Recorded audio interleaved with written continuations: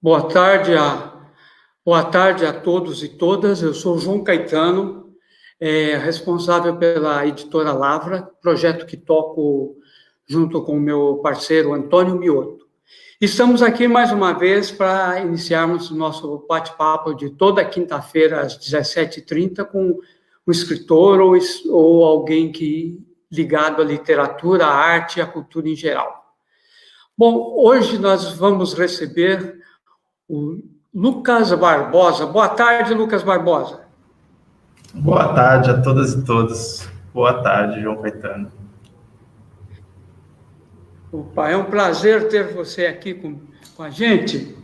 Antes da gente começar a nossa conversa, eu tenho sempre lido um trecho inicial de algum escritor aqui. Então, hoje eu separei um pequeno trecho A Dialética da Solidão, tá? Do Otávio Paz. Rapidinho. Todos os homens, em algum momento da vida, sentem-se sozinhos. E mais, todos os homens estão sós. Viver é nos separarmos do que fomos para nos adentrarmos no que vamos ser. Futuro sempre estranho. A solidão é a profundeza última da condição humana. O homem é o único ser que se sente só e é o único que é busca de outro. Sua natureza, se é que podemos falar em natureza para nos referirmos ao homem, exatamente o ser que se inventou a si mesmo quando disse não à natureza, consiste num aspirar a se realizar em outro. O homem é nostalgia e busca de comunhão. Por isso, cada vez que se sente a si mesmo, sente-se como carência do outro, como solidão. Otávio Paz. Bom, começando a nossa bate-papo, Lucas Barbosa, fala um pouquinho para quem está vendo aqui, quem é o Lucas Barbosa? Se apresenta para quem não o conhece ainda. Bom, que pergunta, né? Que pergunta. Bom, você é da onde? Que local você é? Que cursos você fez? Eu sou um paulistano, né? Nasci e cresci na cidade de São Paulo. Sou filho de uma pernambucana de Olinda e de um paulistano da cidade de São Paulo, né? A dona Andréia e o senhor Admilson. Tenho dois irmãos, dois mais novos que eu, a Thaís e o Daniel.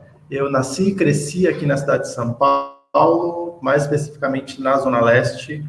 Morei sempre em Itaquera. Hoje eu moro no centro de São Paulo, moro na Bela Vista, aqui Bela Vista, região da Liberdade. Enfim, faz uns 3 anos que eu estou morando aqui no centro. Eu estudei em escola pública basicamente todos os anos, do ensino fundamental, do ensino médio. Eu cheguei a fazer o primeiro curso em faculdade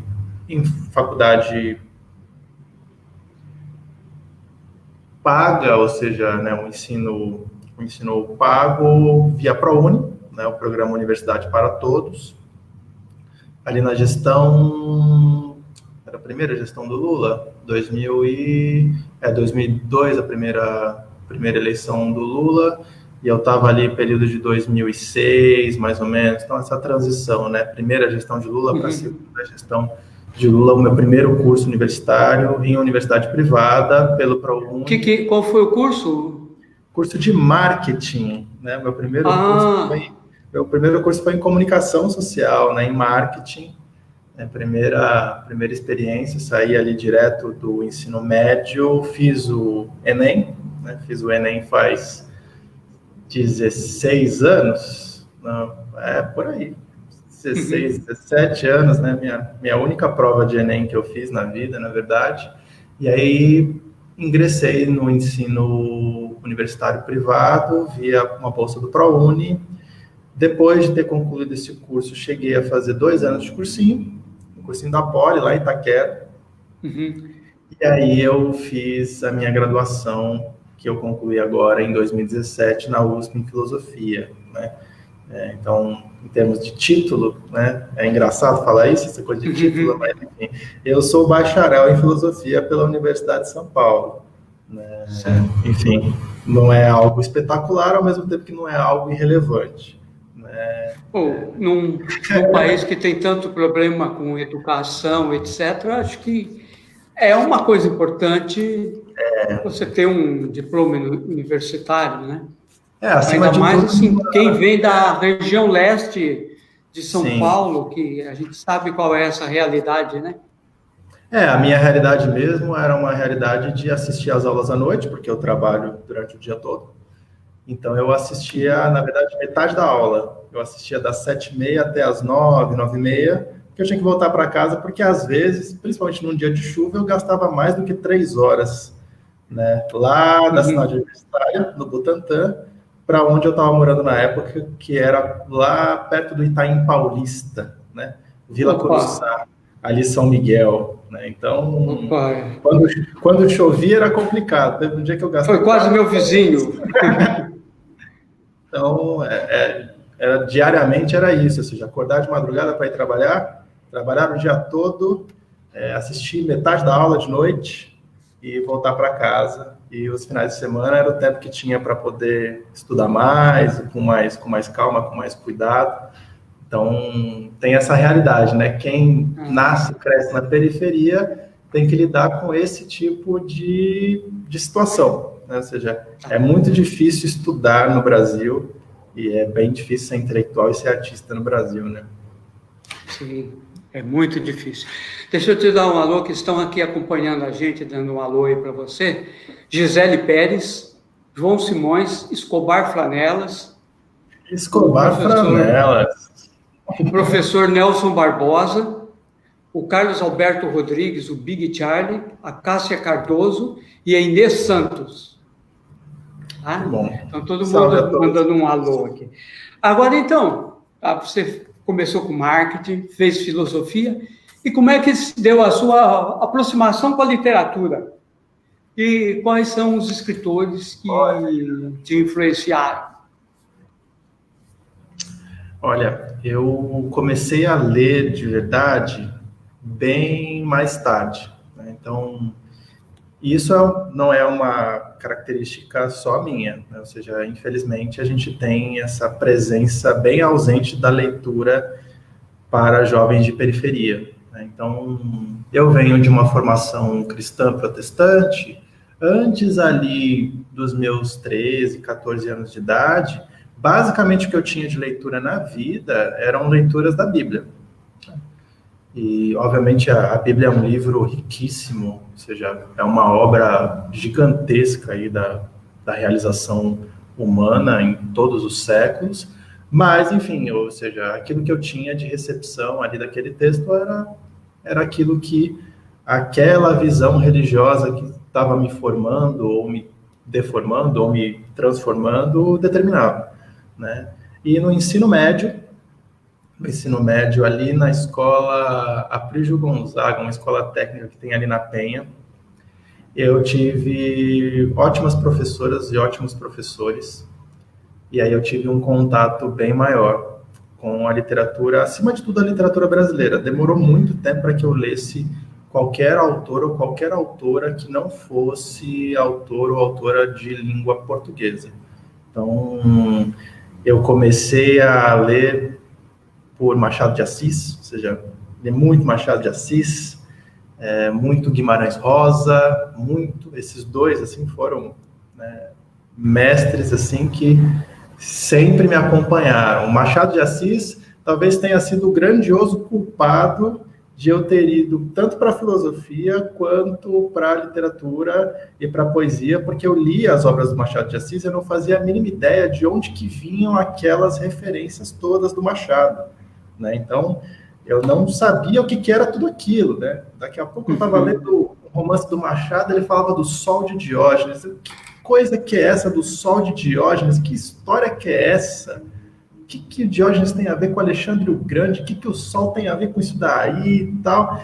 Enfim, e essas coisas que são maravilhosas do Machado, né? Então, eu lia e relia para poder saber o que estava acontecendo. Machado, Guimarães Rosa, o pessoal de todo o modernismo brasileiro foi muito forte para mim. Então, Oswald de Andrade, Mário de Andrade, Villa-Lobos, Tarsila do Amaral, a própria Semana de Arte Moderna em São Paulo, assim, foi uma coisa muito importante para mim. E dois autores, assim, falando um pouquinho mais daquilo que eu comecei a fazer quando eu escrevia, dois autores foram, assim, meio que avassaladores para mim. Um foi o Augusto dos Anjos, né, aquela coisa que a gente não sabe dar nome, né, ou seja... Pois um dos poetas mais especiais da história da literatura universal, ou seja, é realmente muito impressionante. Um poeta que publicou um livro só, né, o Eu, e que nome, né? Que nome de livro, né? Que proposta. Então eu lia e relia Augusto dos Anjos e eu literalmente copiava o que ele fazia, né? Só que eu já copiava o que ele fazia, só que de um jeito moderno, né? Porque Augusto dos Anjos fazendo decassílabo, eu fazia uma coisa meio Augusto dos Anjos misturado com outro que é um mestre, assim, inegável. Eu nunca consegui me distanciar dele, por mais que eu tentasse, é impossível, que é Fernando Pessoa. Não dá para ficar distante, assim. Na minha vida, ou seja, as pessoas têm as suas referências, mas desde que eu era adolescente, estava lá no ensino médio, Fernando Pessoa ou as pessoas do Pessoa começaram a falar comigo e nunca pararam, né? Eu não sei dizer quem que eu prefiro, porque tem hora que eu prefiro Álvaro de Campos, porque é Álvaro de Campos que fala comigo. Tem hora que eu prefiro Ricardo Reis, porque é Ricardo Reis que me ajuda a pensar algumas coisas. Tem hora que eu só posso silenciar e ouvir Alberto Caeiro, né? Nunca consegui falar a linguagem do Alberto Caeiro, mas eu sempre ouvia Alberto Caeiro e ficava assim... O que está acontecendo aqui, né? Aquele poema, A Metafísica é o Bastante e Não Pensar em Nada, esse poema foi um poema, assim, que desde a primeira vez que eu li, eu tinha, sei lá, 14, 15 anos, até hoje, eu estou com 32, é um poema que, sei lá quantas dezenas de vezes eu li, e cada vez que eu leio, eu penso e vejo e pergunto, e eu paro de perguntar, e... é maravilhoso, assim, e é legal lembrar disso, assim, né? Eu gosto quando perguntam isso, não só para mim, mas eu gosto de perguntar para as pessoas também, né? Como que começou, né? Como que começou? E eu comecei copiando esse pessoal aí, acho que eu continuo copiando até hoje. Olha, está em boa companhia, né? Que são realmente ótimos. Tem uma pessoa que está acompanhando aqui, a Maria Adelaide, que falou assim: interessante que um jovem me conheça e goste de Augusto dos Anjos, que é tão pouco lido. Nós estávamos até conversando um pouco antes de começar a nossa live aqui sobre essa correria das pessoas, o pouco tempo para leitura e um tempo assim. São autores assim, tanto Augusto dos Anjos como Fernando Pessoa, são autores que exigem você ler e você ter o seu silêncio para pensar o que é que você acabou de ler, né?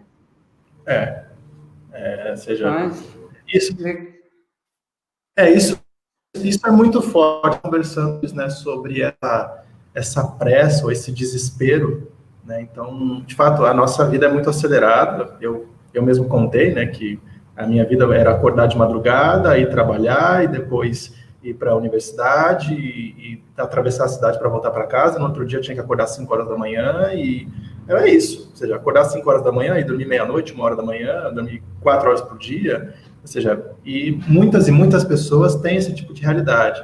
Né? E é duro que a gente não tem, às vezes, 10, 15 minutos para parar e realmente ler um texto, né? Eu gosto muito, eu e o Daniel Carvalho, a gente tem referências que às vezes não são as mesmas, mas a gente vai se encontrando. A gente gosta muito de lembrar daquele texto do Antônio Cândido, né, de que a literatura é um direito. Sim.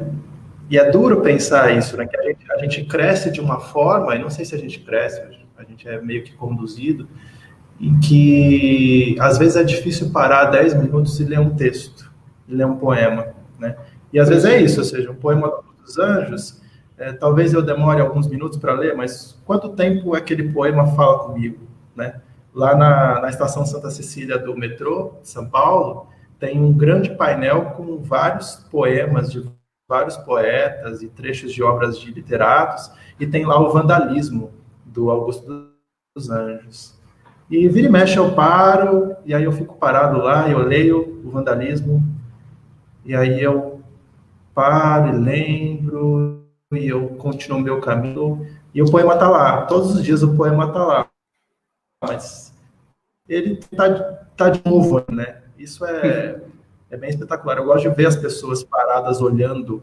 Essa instalação do metrô da Santa Cecília é bem forte, porque ela tem mais de 10 anos, se eu não me engano, e eu vejo as pessoas pararem e olharem aqueles poemas, aqueles textos, e eu fico imaginando, assim, talvez essa seja a única oportunidade que essa pessoa tem no seu dia para poder ter contato com a literatura, né? E que bom que tem esse tipo de contato. Felizmente, né? Consegue ter, né? Deixa eu dar um alô aqui, que está assistindo, então mandando um alô para você, o Ivan Neres, Maria Adelaide, que eu já tinha falado, Milton Luna, lá de Astorga, no Paraná, e também um poeta e artista, o Manuel Gonçalves. Então, todo mundo mandando um alô aí para vocês. Obrigado. Nós estamos falando de correria, da falta de tempo, e ruídos, barulhos. Como foi que surgiu o Notas do Silêncio? Como é que foi a ideia assim, de você? Fala um pouco, para quem não conhece, assim, um pouco desse seu livro, que foi a nossa terceira publicação, assim, e tivemos assim, a sorte de começar com 3 livros excelentes, né? O do Ivan Neres, que abriu a Lavra, com o Horizonte Vertical, o Paulo Gonçalves com o Absurdo, e completou o ano com o seu Notas do Silêncio, assim, que é uma coisa diferente. Não dá para se enquadrar como poesia, como um texto em prosa, porque ele é uma coisa meio híbrida, né? Fala um pouco sobre ele. Eu não lembro exatamente quando eu decidi escrever um livro como Notas do Silêncio. Eu lembro que a primeira vez que eu pensei em algo assim, eu estava conversando com uma amiga minha,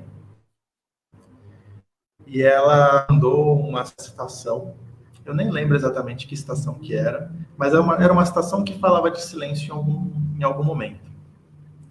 E desde a época da minha iniciação científica lá na USP, eu mexia muito com essas coisas do silêncio, porque eu comecei uma iniciação científica em Wittgenstein, lá na USP, e a questão do silêncio é bem forte para esse autor, né, que é um austríaco da primeira metade ali do século XX, né, da filosofia da linguagem, assim, um autor que é muito importante para mim, inclusive é um autor bem inegável para mim, ou seja, muita coisa que eu faço depende desse autor. E eu brinquei com ela e disse assim, nossa, já pensou um livro inteiro que falasse do silêncio? E aí ela deu risada na hora, ela assim, nossa, seria uma coisa muito estranha, né? Seria uma coisa muito diferente, né? Imagina um livro falando de silêncio, como assim? Alguém para e vai falar de silêncio? Alguém para e vai ouvir sobre o silêncio? E eu fiquei com essa coisa, assim, de como o silêncio se transformaria em muitas coisas, né? Então, quando você diz assim, é difícil enquadrar, né? O livro Notas do Silêncio, ele lida com poesia, ele lida com prosa, é literatura, é poema, tem coisa de romance, não tem, enfim, ele é meio híbrido, né? Ou seja, tem até essa coisa, e talvez o silêncio seja um pouco assim, né? O Agostinho fala que a gente sabe muito bem o que é o tempo, até que alguém pergunte para a gente o que é, né? Aí, quando a gente precisa dizer o que é, a gente não faz a mínima ideia, né? A gente sabe enquanto não perguntam. A gente não tem dúvida sobre o tempo. Quando perguntam, a gente já não sabe dizer mais. O silêncio talvez seja assim.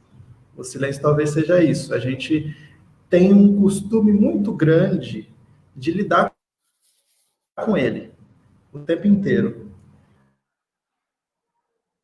Mas talvez ele tenha tantas faces e muitas notas do silêncio tocando por aí, né? E uma das coisas mais durante todo o projeto do Notas do Silêncio é que foi um projeto em que eu acabei me desafiando muito aquilo que eu já conversei com muitas pessoas, em palestra, ou às vezes em conversas que eu tenho, ou que eu participo de podcast ou entrevista, de como é importante que a gente pense sobre o nosso exercício de escuta. Então, a gente trabalha com pesquisa acadêmica, ou trabalha com literatura, ou trabalha com arte, e a gente se acostuma muito com a importância da expressão.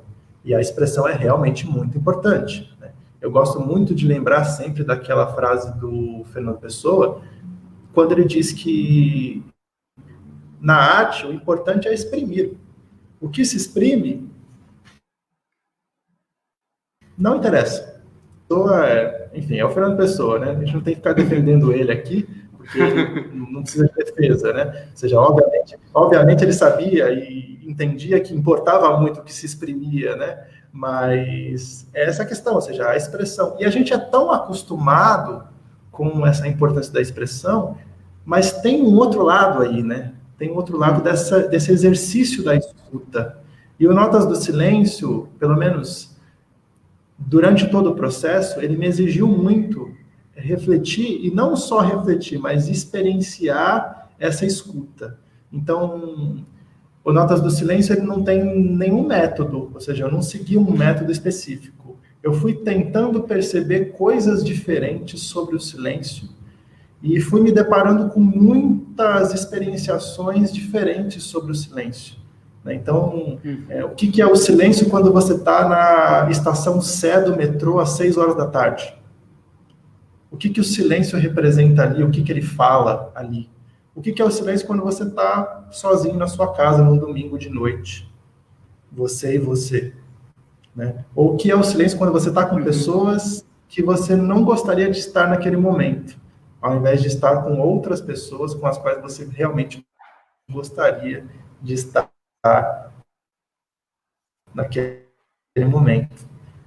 São pequenas experienciações, né? São pequenos recortes de experiências com o silêncio, né?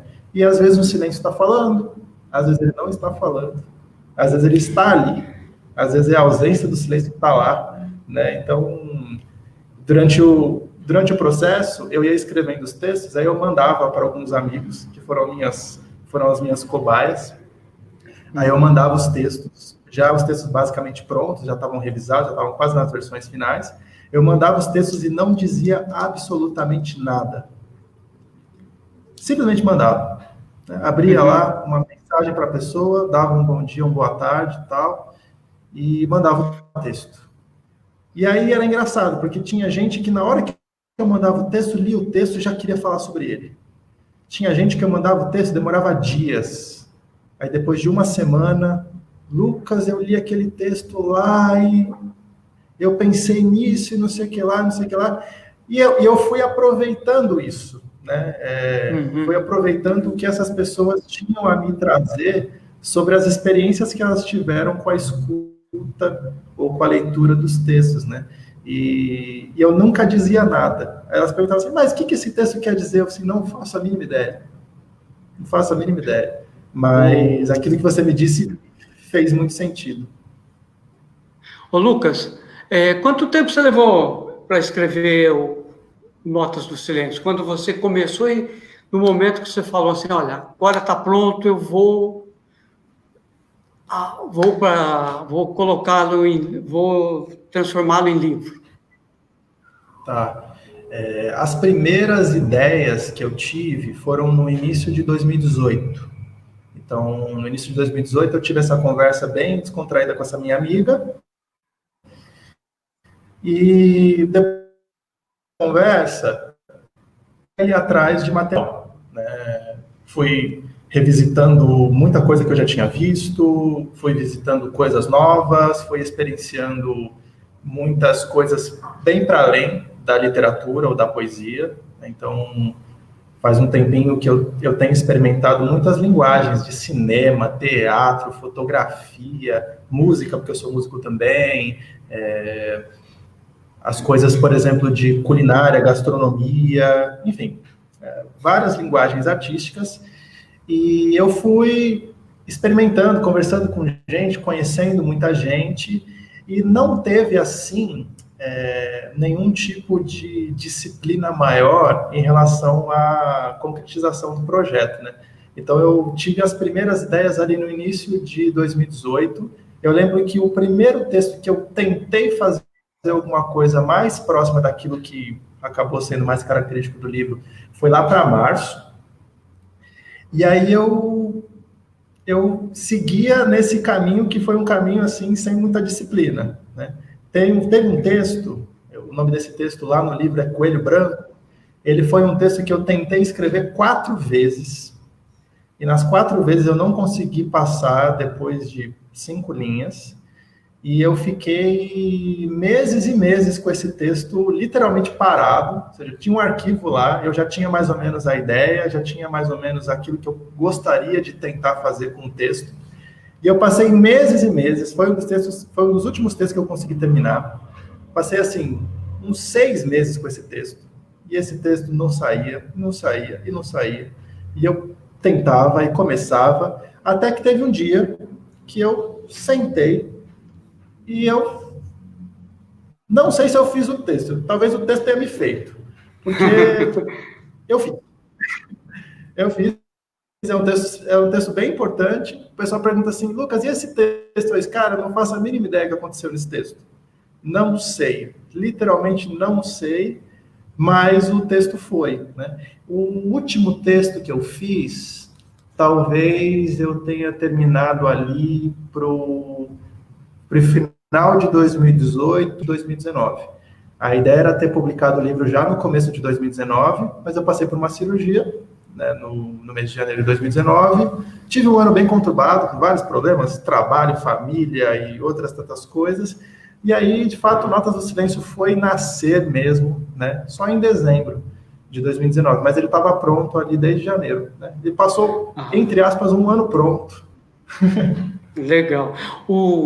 Você falando assim, foi o tempo, eu me lembrei, né, que Manuel Bandeira falou assim que Passagarda, ele tinha isso numa aula que ele teve na escola, assim, e que daí ficou com aquilo na memória, na cabeça dele, assim, muitos anos depois, já de idade e tal, que daí que ele escreveu, ele falou assim, não fui eu que escrevi, foi o tempo que me ensinou a escrever Passagarda. Sim. Já que estamos falando aí do Notas do Silêncio, o Paulo Gonçalves está dando um alô também para você. Ele faz uma pergunta. Meu caro Lucas, Silêncio e Solidão eram muito comentados pelo filósofo Nietzsche. O mesmo tem alguma referência para os seus escritos?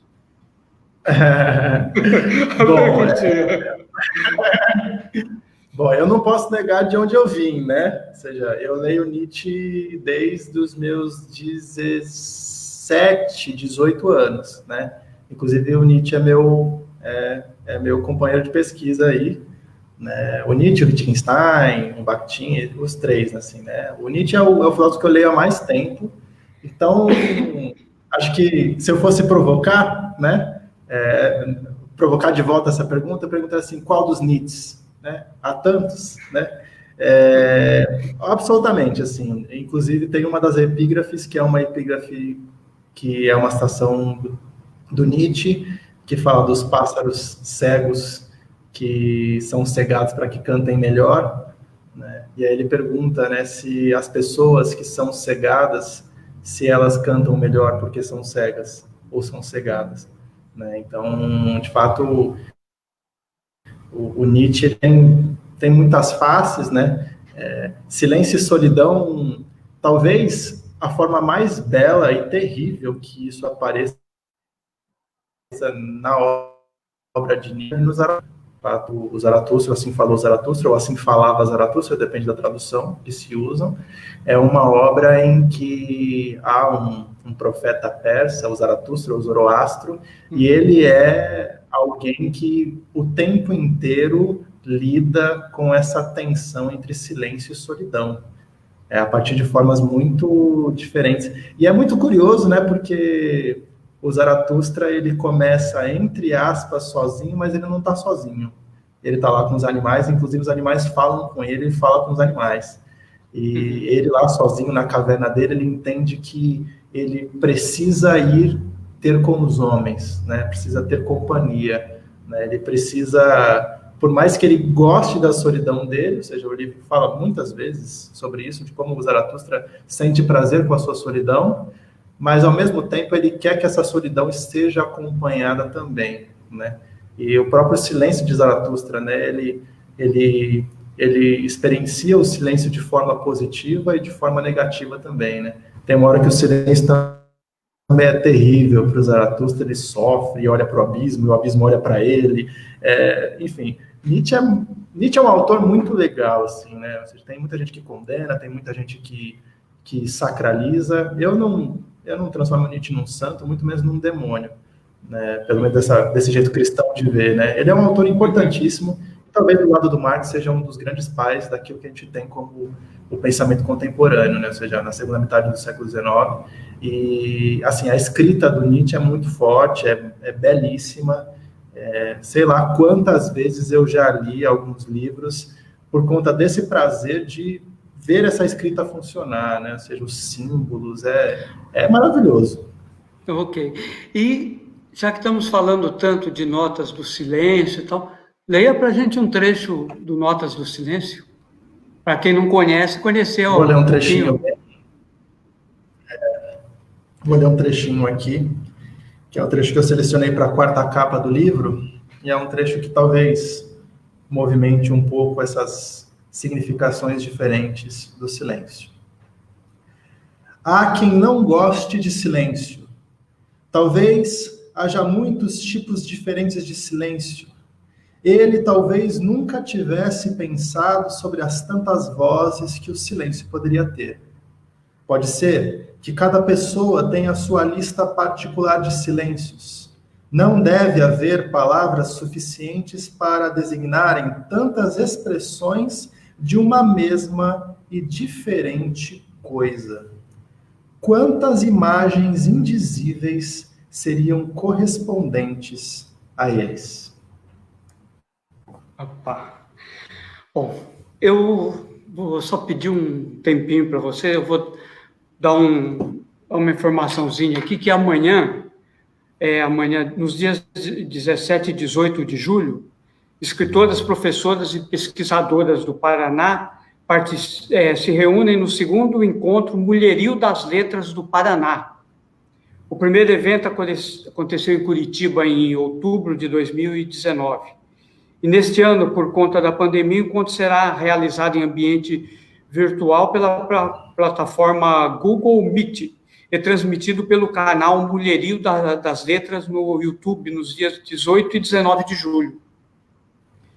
No dia 17, a partir das 10 horas, acontecem rodas de conversa sobre literatura infanto-juvenil, coletâneas de autoras sobre violência doméstica e feminicídio e tradução.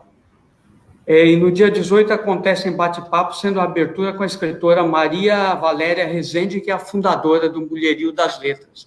É um evento super importante que vai reunir as mulheres aí que fazem literatura.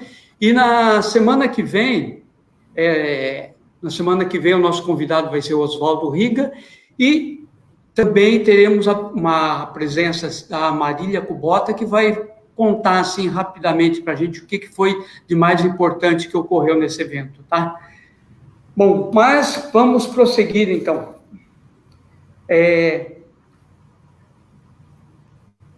Nós estávamos falando sobre, um pouco antes que a gente estava na nossa conversa, a gente estava falando desse circuito, né? O circuito dos saraus, das pequenas editoras, etc.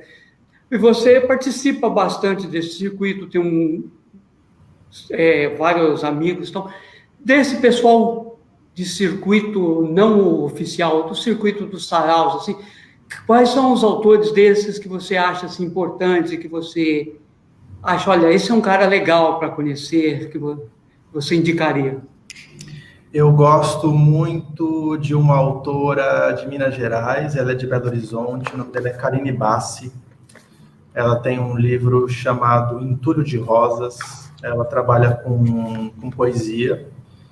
Ela publicou um outro livro recentemente, mas eu não lembro o título especificamente. Ela também tem uma editora lá em Minas Gerais, um selo. Ela tem publicado bastante. Você estava falando sobre o evento de escritoras, né? Ela tem publicado muitas escritoras ali em Minas Gerais, escritoras e escritoras negras, né? Mulheres negras, autoras negras.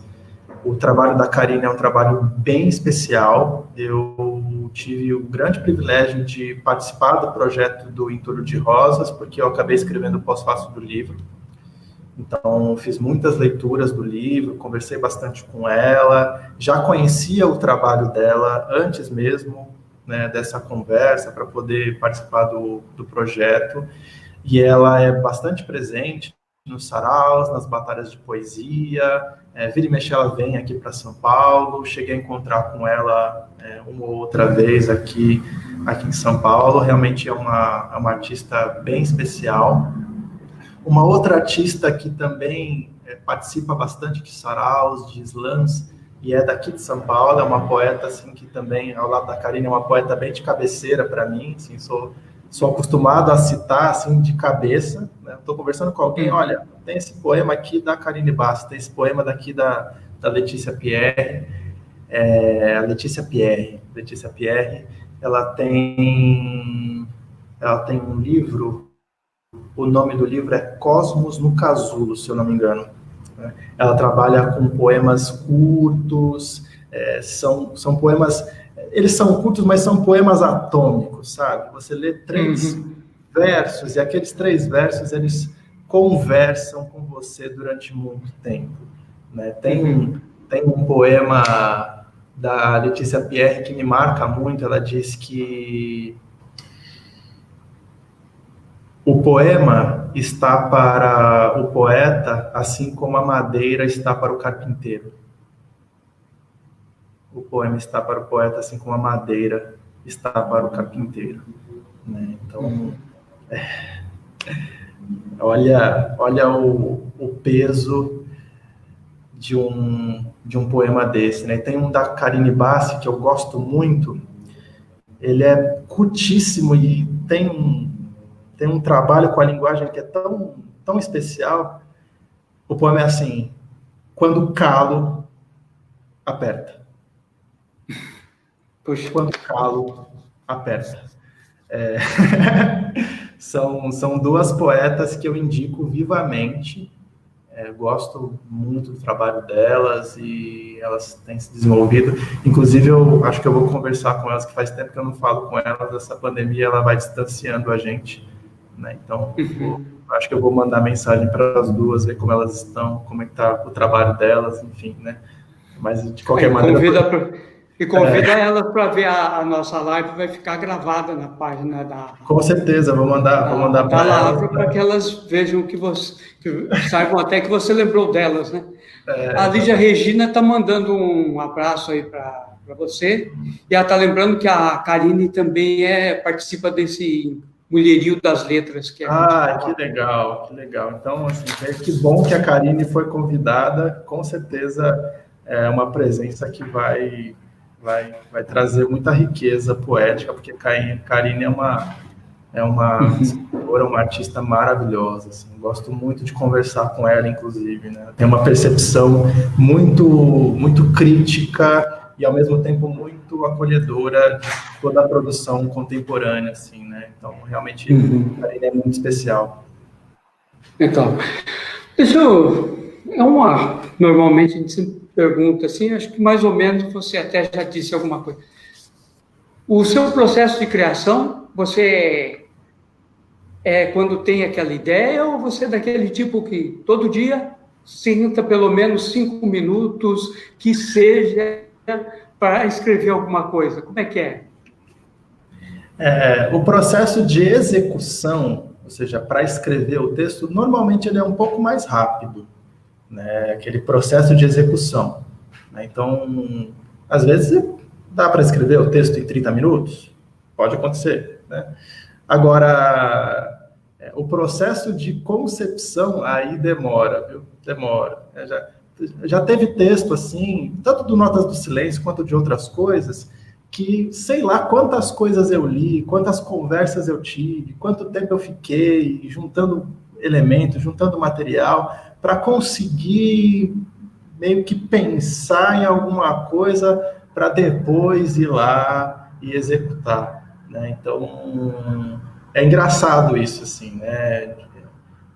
Tem uma história que se conta, um amigo meu que conta essa história, eu vou confiar muito na citação dele, porque eu não conheço essa história de eu mesmo ter lido, mas ele conta a história de que uma vez o Monet, ele tava pintando, e aí ele pintou um quadro ali em poucos segundos, né? E aí a pessoa se espantou ali com a execução dele e disse, nossa, mas você fez isso tão rápido, é maravilhoso. Aí ele disse assim, olha, não foi rápido não, demorou tantas dezenas de anos, né? Então, obviamente eu não tenho nada a ver com Monet, enfim, né? Não estou me comparando, só estou dizendo que às vezes a gente perde um pouco essa coisa, né, da noção do tempo, ou seja, às vezes pode ser que a gente escreva um texto bem rápido, né? Mas será que esse rápido é rápido mesmo, né? Ou seja, né? Talvez tenha coisa que eu escrevi aí para o Notas do Silêncio, mas que tenha sido uma elaboração que veio desde quando eu comecei a ler, lá no ensino médio. E eu estava lá lidando com alguma coisa e foi... essa sua situação do Manuel Bandeira dizendo que foi o tempo, né? De fato, às vezes é o tempo mesmo, né? E às vezes a gente não entende muito bem o que a gente escreveu também, né? E também não precisa entender, né? Eu gosto tanto daquela... aquela entrevista da Clarice Lispector, eu amo a Clarice Lispector, amo. Eu não sei se um dia eu entendi, não sei. De tudo aquilo que eu li dela, eu realmente não sei, mas eu sinto, alguns textos como Mineirinho, Ouve a Galinha, enfim, são coisas assim que eu não sei, não sei o que dizer. Mas eu gosto muito daquela entrevista que ela dá, acho que foi a última entrevista que ela deu, e o entrevistador pergunta para ela o que ela pensa, né, daquilo que ela escreveu, e ela diz que não sabe, né? E, claro, pode ter gente que veja isso como uma arrogância muito grande e tal, mas eu não vejo como arrogância, não, eu vejo como uma libertação, assim, a gente escreve, a gente lida com arte, mexe com arte, e muitas vezes não é muito o que a gente compreende daquilo, né? Mas o que a gente experiencia, né? Talvez isso tenha uma relação bem grande com Notas do Silêncio, né? A gente não compreende tudo que a gente ouve, nem tudo que a gente observa, né? Mas a gente observa, a gente experiencia, né? A gente vive essa experiência, a gente experiencia. Então, é legal você perguntar essa coisa do processo. Eu acho que eu nunca entendi o meu processo, mas eu estou experienciando o processo. Acho que é bom isso. Ok. Leia para a gente mais um trecho de Notas do Silêncio.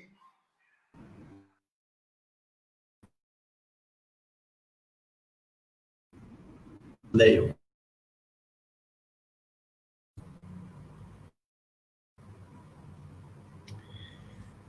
De algum modo, sabia que precisaria organizar suas palavras, seus olhares, seus gestos e seu silêncio. Existe alguma coisa mais difícil que organizar o silêncio?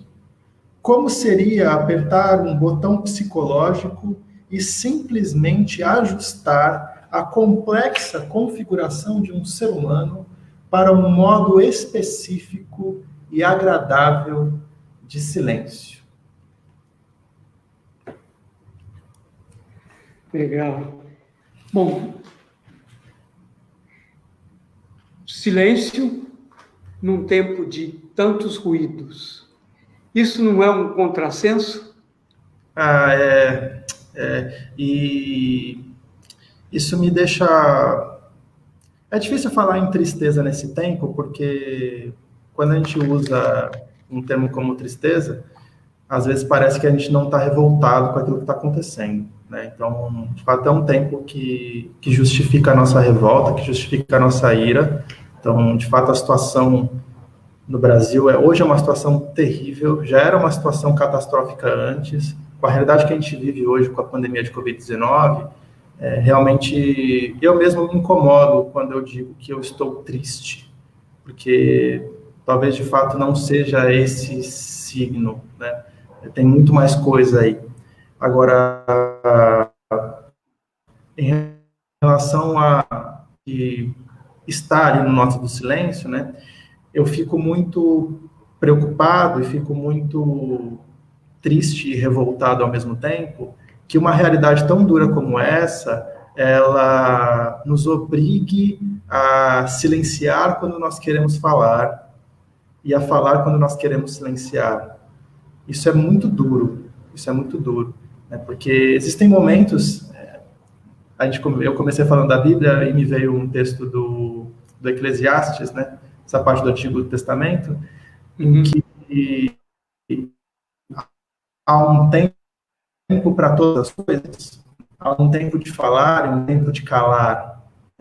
Essa realidade da pandemia, de toda a terrível realidade que é da doença e da morte de pessoas próximas, inclusive, da gente, porque, infelizmente, quanto mais a situação vai se agravando, mais próxima e mais presente ela vai se tornando para a gente. Isso é terrível. Também existe uma violência muito dura, que é a violência de que as nossas experiências elas são condicionadas por coisas que a gente não pode nunca controlar. Então, às vezes é imposto um silêncio que é um silêncio que a gente não quer. E às vezes também é imposto um movimento, que é esse movimento que você estava trazendo, de que a gente é tensionado a dizer, quando muitas vezes a gente não quer dizer nada. Ou talvez não tenha nada que dizer. Então, essa é uma experiência que movimentou bastante várias coisas que eu tentei experimentar no Notas do Silêncio, de como o silêncio ele tem a sua face terrível. Então, por exemplo, se a gente for pensar na história do Brasil, a gente pensar no silêncio como censura, é inegável que esse silêncio ele precisa ser combatido, que ele precisa ser condenado, que ele precisa ser lembrado como algo violento, algo terrível, algo que carregou morte de muitas pessoas. Infelizmente, a gente sabe o que esse silêncio produziu e o que esse silêncio ainda produz hoje, mas ao mesmo tempo tem outra forma, ou há outras formas de se experienciar o silêncio, e talvez a gente sinta muitas vezes aquela falta enorme de dar um abraço em alguém, sem dizer absolutamente nada, e esse estar em silêncio com alguém que a gente não vê faz muito tempo, que a gente não toca faz muito tempo, diz muito mais do que tantas e tantas palavras que a gente poderia utilizar. Então, nesse tempo de pandemia, isso tem sido muito forte. A gente é condicionado a uma distância que a gente não quer e a um silêncio que a gente não quer. Quantas pessoas eu, infelizmente, não vi mais desde que isso tudo começou. E quantas pessoas me fazem falta desde que isso tudo começou. Quantos silêncios eu gostaria de ouvir dessas pessoas, mas que, infelizmente, eu não posso ouvir. Isso é terrível, isso é violento. Notas do Silêncio é um livro que foi publicado muito antes disso tudo. Mas, às vezes, quando eu volto em alguma coisa, eu vejo alguém citando, alguém vem conversar comigo, e aí, por isso, eu não gosto de usar a palavra tristeza, porque é uma revolta também. Às vezes eu leio algum texto do meu próprio livro e isso me revolta, porque aquele texto ele poderia ser um texto de ficção, mas parece que ele está falando daquilo que a gente está vivendo agora. Isso dói, não é só tristeza, tem mais coisa aí, Bom, já que você falou de ditadura, dessas coisas todas, nós vivemos num mundo e aqui em nosso país, onde a gente vê um avanço cada vez maior, assim, hoje, a extrema-direita, da barbárie enquanto política, do ódio sendo disseminado, essas coisas todas. O que faz a arte e o artista num mundo como esse, num mundo que parece dominado pelos demônios? Nossa. Que pergunta difícil, né? Talvez a resposta mais sincera que eu possa dar é eu não sei. Como artista é difícil saber, e talvez essa essa questão de poder dizer eu não sei seja libertadora também, né? Então, tenho amigas e amigos que estão produzindo muito mais agora nesse tempo de pandemia. E eu tenho amigas e amigos que não estão produzindo absolutamente nada neste tempo de pandemia. E eu não consigo dizer que eles estejam certos ou estejam errados. Na verdade, o fazer artístico, ele depende disso. Ele depende dessas possibilidades diferentes. Esse é um momento em que eu estou exercitando muito mais o silêncio artístico do que algum tipo de expressão artística. Não significa que eu não esteja pensando nas coisas. Estou com um livro pronto, que eu gostaria de publicar neste ano, mas que a gente não sabe exatamente como este ano vai ser, ou talvez esse ano já tenha sido. Isso é bem assustador, infelizmente. Tenho acompanhado a produção de amigas e amigos meus, tenho acompanhado também a produção de artistas que são artistas bem estabelecidos, artistas bem estabelecidas. Estou bastante preocupado, porque, infelizmente, nós não sabemos qual vai ser o nosso futuro, da mesma forma que nós não sabemos como está sendo o nosso presente. Então, eu nasci e cresci na periferia de São Paulo, e eu tenho uma alegria muito grande em poder ir no cinema, em poder ir num show, em poder ir no teatro, numa exposição, ver uma intervenção artística, participar de um sarau, ir numa batalha de poesia, enfim. Só que, infelizmente, eu não sei exatamente qual é esse mundo que vai voltar quando as coisas voltarem. Então, nós, que somos artistas, nós estamos num momento em que nós temos incertezas muito grandes, né? Aquilo que me dá um pouco de alívio é que, seja lá o que for depois, vai ser com arte. Nós não temos como deixar de fazer arte, né? Ou seja, nos momentos mais terríveis da humanidade, a arte sempre esteve presente, porque a arte é tão humana quanto a própria humanidade. Então, realmente, não sei se eu estou fugindo da sua pergunta, mas eu não faço a mínima ideia de como nós vamos lidar com isso. Também não faço a mínima ideia de como nós estamos lidando com isso. Mas aquilo que me dá uma esperança, talvez a esperança do Luther King, assim, sabe? Aquela coisa do sonho que não é aquele sonho que está lá longe, é o sonho que a gente luta por ele agora e faz tudo que pode por ele agora, é de que a gente não parou, né? Ou seja, os canalhas não suportam a arte, né? E a gente faz arte mesmo. É isso que a gente faz, né? Legal. Ô, Lucas, deixa eu dar um aviso que na próxima semana nós vamos estar recebendo aqui, conversando com o Oswaldo Riga, que é um romancista que vai estar com um livro pronto para ser lançado aqui pela Lavra, né? Um livro muito interessante. Ele vai contar um pouco da vivência dele, dos trabalhos que ele leva, o que ele pensa da arte, da literatura, da vida também. Como foi esse papo tão agradável que nós tivemos até agora. E também vamos ter a presença na nossa próxima live da Marília Kubota, que vai explicar para a gente como foi esse encontro do Mulherio das Letras. Tá? Eu quero agradecer ao Lucas pelo bate-papo com a gente. Eu gostaria que você fizesse as suas considerações finais. Tem aqui com a gente também a Lígia Regina, que eu já falei, a revista Poesia Sem Medo e o poeta José Vicente de Lima. A revista Poesia Sem Medo fez uma pergunta que a gente já mais ou menos conversou um pouco antes, mas assim, ele faz uma observação sobre a capa do livro, né, que era apenas com uma imagem, sem mais nada, que foi um negócio ousado e teve umas ilustrações todas diferenciadas também. Fala um pouquinho disso e daí faça as suas considerações finais para a gente encerrar a nossa conversa. Que bom que você lembrou disso, porque eu já estava esquecendo, né? O Notas do Silêncio é um livro de literatura, um livro de poesia, de prosa poética, enfim.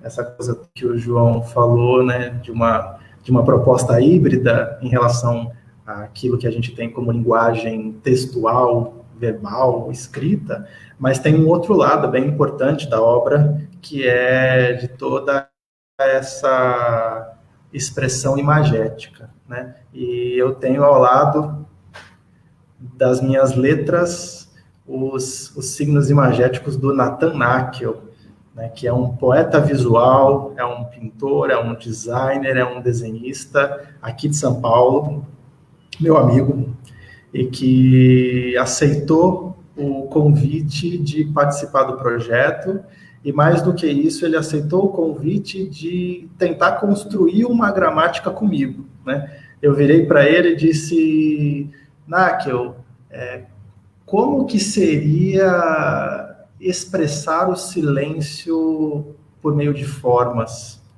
Ou seja, como o silêncio se mostra imageticamente ou não se mostra imageticamente, né? E aí ele gostou muito dessa provocação, a gente conversou bastante, ele estabeleceu uma série de processos criativos, e as ilustrações todas estão presentes aí a partir dessa interação, né? Entre letras e traços, entre signos textuais, verbais, e signos imagéticos, né? Signos visuais. Então, tem uma especialidade, tem um valor muito legal, que é de um livro que não tem letras na capa, mas é um livro que também diz na capa, né? Então, essa ilustração do Nathan Nakel que vai na capa do livro, um livro que não tem o seu próprio título na capa, diz bastante dizendo e não dizendo, né? Então é muito legal ter o Nathan Nakel no projeto. Também é muito legal a Karine Bassi, que eu cheguei a citar fazendo orelha do livro, o Daniel Carvalho, cheguei a comentar em algum momento, ele faz o pós-fácil do livro, Notas do Silêncio, e a Leila Rachel, amiga nossa, amiga minha e do Daniel, professora da Universidade Federal lá do Piauí, ela trabalha com linguística, e ela escreveu a apresentação. Então, é um livro que não foi feito por uma pessoa só, né? É um livro que depende aí da interação, não só com as pessoas que estão sendo nomeadas ali, como Nathan Nakel, Daniel Carvalho, Karine Bassi, Leila Rachel, mas tantas pessoas que participaram do projeto, pessoas que ouviram esses textos, que leram esses textos. Alguns desses textos eu nem mandei para as pessoas ouviram de mim. Ou seja, eu virei assim, deixa eu ler um texto meu para você. E aí eu lia o texto e declamava o texto, a pessoa ouvia, e muitas das vezes as pessoas olhavam para mim e olhavam para mim com silêncio. E aquele silêncio dizia muito. Isso fez parte do processo. Eu gostaria muito que nós tentássemos não aproveitar esse momento. É difícil pensar nisso. Dizer para alguém aproveitar esse momento, por conta de um momento ser tão terrível, mas que nós não deixássemos de refletir neste momento sobre coisas sérias e coisas importantes. De fato, esse momento é muito novo, mas ao mesmo tempo é um momento muito velho. A gente conversou um pouco antes sobre a leitura, sobre a literatura no Brasil, e é muito triste. Eu sei que eu sou uma exceção. Eu sou um jovem que nasceu e cresceu na Zona Leste, em Itaquera, na periferia, e fui para a universidade, cheguei a fazer 2 cursos, cheguei a fazer um curso numa universidade pública, dependo muito da leitura. A leitura me formou. E eu sei que, infelizmente, essa não é a realidade do meu país. Então, da mesma forma que eu dependi de pessoas me apurarem e fazer com que a leitura fosse para mim, que nós que temos esse contato com a literatura, com a leitura cotidiano, que nós também façamos isso. Ou seja, alguém precisou me colocar um livro na mão para que eu pudesse ler e descobrir o que era ler. E eu estou descobrindo até hoje. Né? Ou seja, se nós não fizermos isso, realmente isso não vai acontecer. Né? Infelizmente, eu sou uma exceção. E é triste e revoltante que eu seja uma exceção. Né? Ou seja, é um direito que está sendo negado. Né? O Antônio Cândido, ele pontua algo muito importante. Né? Existe um direito à literatura que está sendo negado de uma população inteira. Né? Então, a pandemia não deve fazer com que a gente pense nisso só agora. E a pandemia também não deve fazer com que a gente pense em coisas só agora, porque essas realidades elas são muito anteriores a ela, né? Infelizmente, e terrivelmente, revoltantemente. Pois é. Bom, eu agradeço o Lucas Barbosa por esse papo tão agradável com a gente. Lembrando, então, a Lavra tem 3 livros editados em 2019. Começamos com o Ivan Elis com o Horizonte Vertical, Paulo Gonçalves com o Absurdo e Notas do Silêncio, do Lucas Barbosa, um livro muito interessante que eu recomendo a todos e a todas, né? Eu agradeço ao Lucas por essa conversa, lembrando que na próxima quinta-feira, às 17h30, estaremos aí com o Oswaldo Riga e sempre aí na nossa luta pela literatura, pela arte, por um Brasil justo e livre. Abraço, Lucas, abraço a todos.